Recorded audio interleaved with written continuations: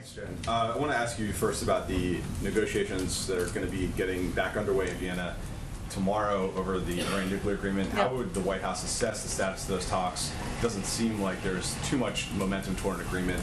Would you agree that things are kind of grinding to something of a halt here? Well, we're not going to predict an outcome before the fifth round, I think, if I'm remembering the numbers specifically, have even begun. Look, the fact that they are starting a fifth round of negotiations, even as they are indirect, is a sign that we're continuing to plug along on the path to diplomacy. We continue to believe that's absolutely the right approach and the right steps as it relates to preventing Iran from acquiring a nuclear weapon. We know, because we have been through this journey before, that this is going to take some time, that there will be moments where it is challenging and hard and there are difficult conversations. And that is certainly playing out. But the alternative would be not pursuing diplomatic negotiations and accepting that we won't have visibility or access to an understanding of Iran's capabilities like we have, which would be similar to the situation we've had over the last couple of years. So we're going to we have the best diplomats on the ground. We're going to keep plugging away, working with our European partners and seeing what we can achieve here. And then just one more on infrastructure. In addition to the obstacles with Republicans, there is some resistance among Democrats to, for example, raising the corporate tax rate to 28%.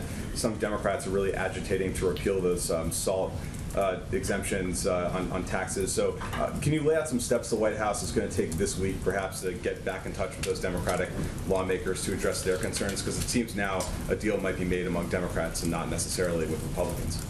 Well, first I would say that we've had about 500 engagements, if not more at this point, with members, their staffs, their teams over the past several months on a range of issues, including the American Jobs Plan, including Democrats. So I know we talk a lot in here about negotiations with Capito, but I don't want that to confuse the notion that we are talking with Democrats, with Leader Schumer, with Speaker Pelosi, with committee chairs all the time about what their priorities are, what they'd like to see in a final package, and that's vitally important to these negotiations moving forward.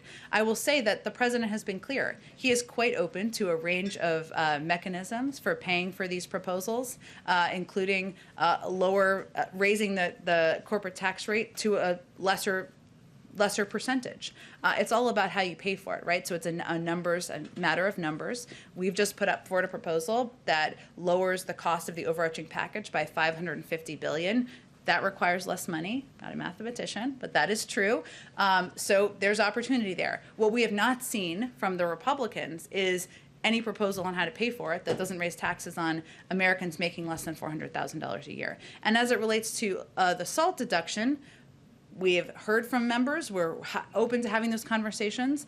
That is not a revenue raiser, as we know. That costs more money. So that would require more ways to pay for it.